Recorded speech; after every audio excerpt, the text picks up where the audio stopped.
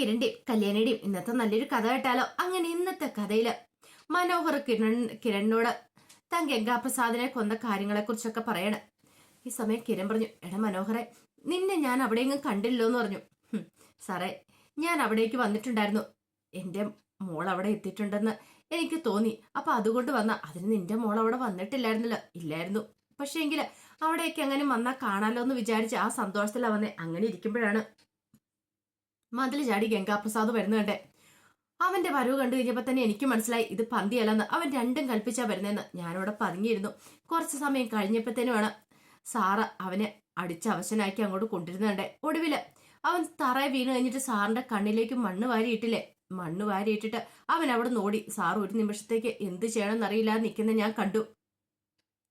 അവൻ രക്ഷപ്പെട്ടോടുന്ന കണ്ടു. ഞാൻ അങ്ങനെ വിടാനായിട്ട് ഉദ്ദേശിച്ചിട്ടുണ്ടായിരുന്നില്ല. ഞാൻ അവന്റെ പിന്നാലെ പോയി. സാറേ, എനിക്കെന്തോ ആ സമയത്ത് വല്ലാത്തൊരിതായിരുന്നു. എനിക്കറിയാം അവൻ അവിടെ നിന്നിട്ടുണ്ടെങ്കിൽ, അല്ലെങ്കിൽ ഇനി അവൻ അവിടുന്ന് ജീവനോടെ പോയിട്ടുണ്ടെങ്കിൽ ഇനി പലരുടെയും ജീവൻ അപകടത്തിലാണ്. കല്യാണി മാഡത്തിന്റെ, സാറിന്റെ, അതുപോലെ കാർത്തികയുടെ എല്ലാവരുടെയും ജീവൻ അപകടത്തിലായിരിക്കുന്നു. അതുകൊണ്ട് ഞാൻ ചില കാര്യങ്ങളൊക്കെ തീരുമാനിച്ചു. പിന്നീട് ഞാൻ അവന്റെ മുന്നിലേക്ക് ചെന്നെന്ന് പറഞ്ഞു. അതിനുശേഷം മനോഹർ ഇങ്ങനെ ആ കാര്യങ്ങൾ മനസ്സിൽ ഓർത്തെടുക്കുകയാണ്. ഗംഗാപ്രസാദ് മനോഹറിന്റെ കണ്ടുകഴിഞ്ഞപ്പോ ഭയങ്കര സന്തോഷത്തോട് പറഞ്ഞു, ഓ, നിന്നെ കണ്ട എന്തായാലും സമാധാനമായി. നീ എന്താണ് ഇവിടെന്ന് ചോദിച്ചു. കാരണം ഗംഗാപ്രസാദിന് എഴുന്നേറ്റിരിക്കാൻ പറ്റുന്നുണ്ടായിരുന്നില്ല. ആ സമയം മനോഹർ പറഞ്ഞു, ഞാനേ ഇവിടെ കല്യാണത്തിന് വേണ്ടി വന്നാന്ന് പറഞ്ഞു. കല്യാണത്തിനോ? അതെ, ഞാൻ ഇന്ന് ജയിലിലേക്ക് തിരികെ പോകുന്നതിന് മുമ്പ് ഇവിടെ ഒന്ന് കേറിയിട്ട് പോകാന്ന് കരുതി. ആ, ശരിക്കും നന്നായി. എടാ, എനിക്കാണെ തീരെ വയ്യാന്ന് പറഞ്ഞു. അത് കേട്ട് കഴിഞ്ഞപ്പോഴത്തേനും മനോഹർ പറഞ്ഞു, അതെനിക്ക് എന്തായാലും ഇഷ്ടപ്പെട്ടു. വന്ന സ്ഥിതിക്ക് ഒരു കാര്യം കൂടെ ചെയ്തിട്ട് ഞാൻ അങ്ങോട്ട് പോയേക്കാന്ന് പറഞ്ഞു. എന്ത് കാര്യം? നിന്നെ തീർത്തിട്ട് പോയേക്കാം. എടാ, നീ എന്തൊക്കെയാടാ പറയണേ? നീ എന്നെ രക്ഷിക്കേണ്ടവനല്ലേന്ന് ചോദിച്ചു. രക്ഷിക്കാനോ? നിന്നെയോ? ഒരു കാരണവശാലില്ല. ജയിലിലേക്ക് തിരികെ വന്നിട്ടുണ്ട്. നീ എന്നെ കൊല്ലാൻ നടക്കുന്നവനല്ലേ? അത് മാത്രമല്ല, നീ ജീവനോടെ ഇരുന്നിട്ടുണ്ടെങ്കിൽ ഇവിടെ പലരുടെയും ജീവൻ ആപത്താ. അതുകൊണ്ട് നിന്നെ തീർത്തിട്ടാ ഞാൻ പോകത്തോടെ ജയിലിലേക്ക്. പോകുന്നതിന് മുമ്പേ തീർത്തിട്ട് പോകുള്ളൂ എന്ന് പറഞ്ഞു. പിന്നെ ഒന്നും നോക്കിയില്ല. മനോഹർ അവിടെ കിടന്ന് ഇരുമ്പതന്റെ അടുത്ത് അവന്റെ തലക്കിടിക്കുകയോ ചെയ്തേ.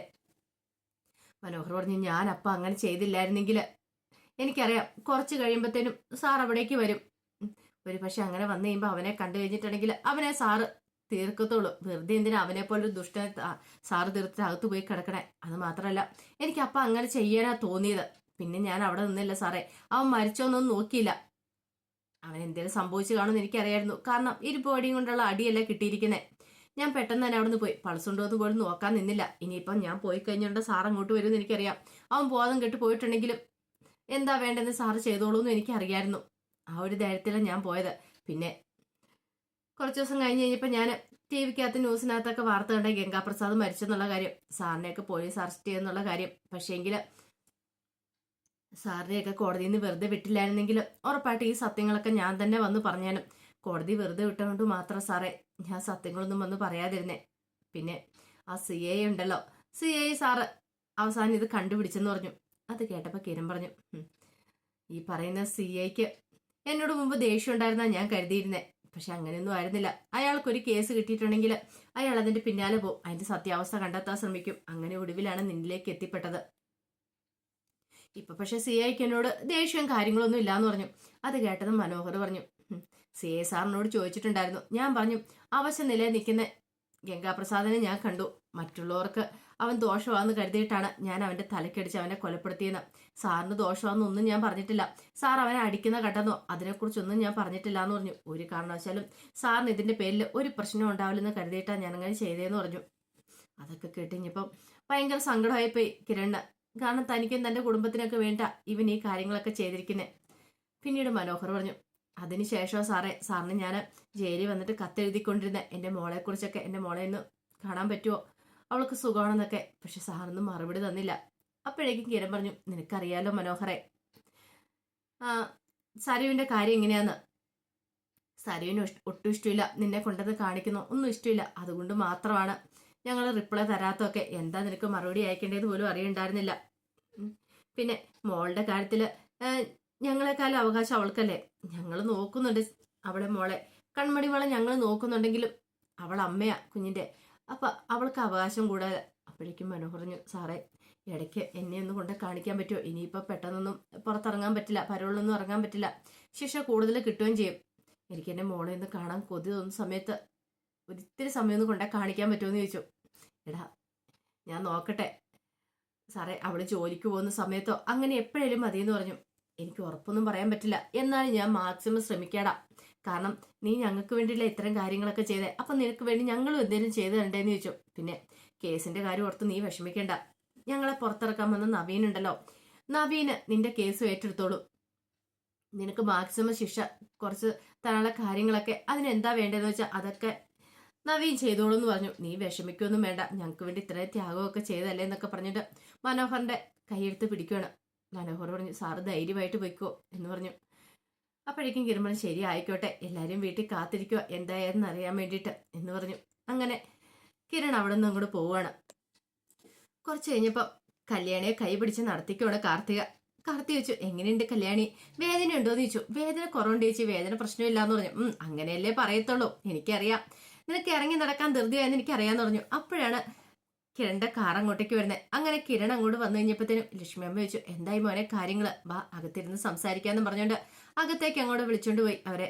പിന്നീട് കിരൺ അകത്ത് എന്നിട്ട് കാര്യങ്ങളൊക്കെ പറയുന്നേ. മനോഹർ ഗംഗാപ്രസാദിനെ കൊന്ന കാര്യങ്ങളെ കുറിച്ചൊക്കെ അവനവിടെ വന്നിട്ടുണ്ടായിരുന്നു.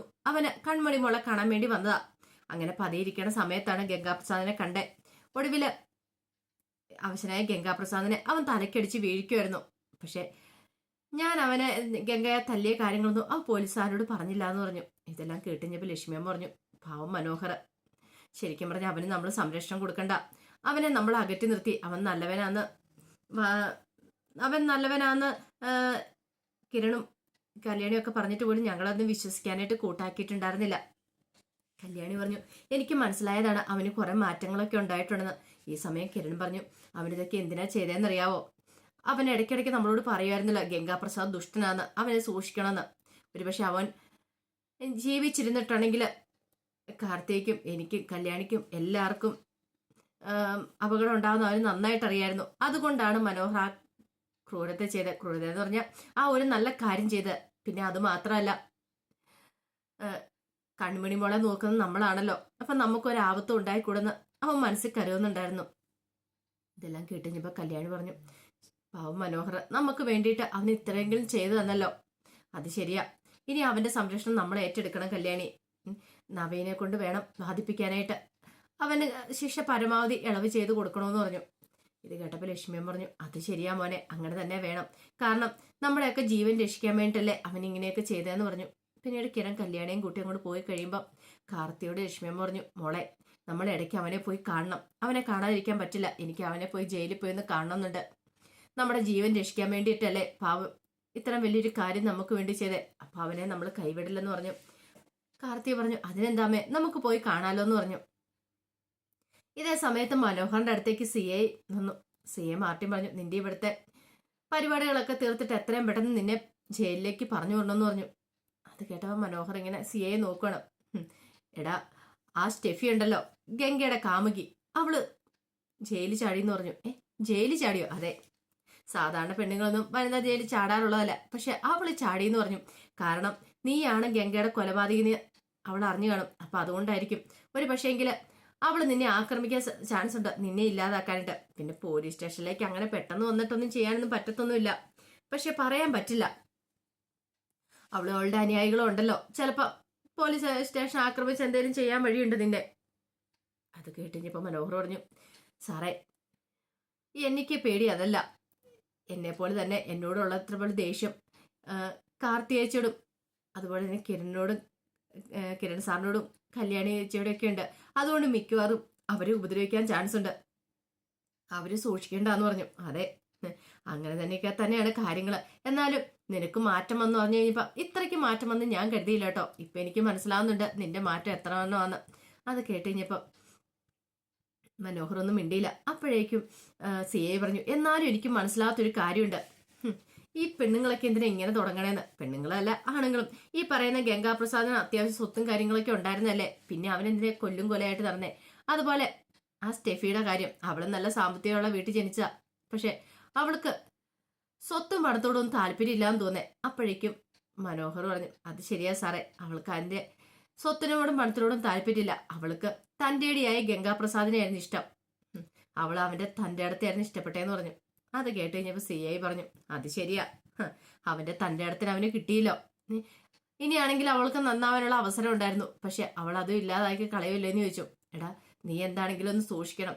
അവൾ എന്താണെങ്കിലും പുറത്തേക്ക് ഇറങ്ങിയേക്കുന്നത് വെറുതെ ആയിരിക്കില്ല, നിന്നെ തീർക്കണം എന്നൊരു ലക്ഷ്യത്തോടു കൂടി ആയിരിക്കും. മനോഹർ പറഞ്ഞു, എനിക്കറിയാം സാറേ ആ കാര്യങ്ങളൊക്കെ, അതൊന്നും ഓർത്തിട്ട് എനിക്ക് പേടിയില്ല എന്ന് പറഞ്ഞു. പക്ഷെ കിരൺ സാറിന്റെ കല്യാണിച്ചിട്ടും കാര്യത്തിലൊക്കെ എനിക്ക് സങ്കടമുള്ളെന്ന് പറഞ്ഞു. എടാ, അവരുടെ കാര്യം അവർ നോക്കിക്കോളും, പിന്നെ നിന്റെ കാര്യം കിരൺ നോക്കിക്കോളൂ എന്ന് പറഞ്ഞു. എനിക്കാണെങ്കിൽ ആദ്യം കിരണിനോട് കുറച്ച് ദേഷ്യവും കാര്യങ്ങളൊക്കെ ഉണ്ടായിരുന്നു, പക്ഷെ ഇപ്പോഴങ്ങനെയൊന്നും ഇല്ല. കാരണം കിരണിനെ കല്യാണിയെക്കുറിച്ച് കൂടുതലും ഞാൻ അറിഞ്ഞെന്ന് പറഞ്ഞു. അത് കേട്ട് കഴിഞ്ഞപ്പോൾ മനോഹർ ചോദിച്ചു, എന്നിട്ടാണോ സാറ് ഇടയ്ക്ക് കിരൺ സാറിനെ ജയിലിലടയ്ക്കാൻ നോക്കിയെന്ന് ചോദിച്ചു. അത് പിന്നെ ആ സമയത്ത് എനിക്ക് കുറെ ഈഗോയും കാര്യങ്ങളൊക്കെ ഉണ്ടായിരുന്നു, പക്ഷെ ഇപ്പോഴങ്ങനെയൊന്നും ഇല്ലാന്ന് പറഞ്ഞു. അതുകൊണ്ടാ പറഞ്ഞേ, സ്റ്റെഫി പുറത്തിറങ്ങിയിട്ടുണ്ടെങ്കിലും നിനക്ക് ഒരു പോറൽ പോലും ഏൽക്കാതെ നിന്നെ നോക്കാനായിട്ട് കിരണിന് സാധിക്കുമെന്ന് പറഞ്ഞു. അതും പറഞ്ഞിട്ട് സി എ എങ്ങോട്ടേക്ക് പോയി. ആ സമയം മനോഹർ ഇങ്ങനെ ആലോചിക്കുവാണ് എന്താ ചെയ്യേണ്ടതെന്ന്. അപ്പൊ അതിന്റെ വിശേഷങ്ങളൊക്കെ എന്ന് കാണുന്നത്. ഇതിന്റെ ബാക്കി വിശേഷങ്ങളുമായിട്ട് വൈകുന്നേരത്തെ പ്രമോയി വരാട്ടോ. ഒരിക്കൽ കൂടി എല്ലാവർക്കും ശുഭദിനം നേർന്നുകൊണ്ട് നിർത്തുന്നു. നന്ദി.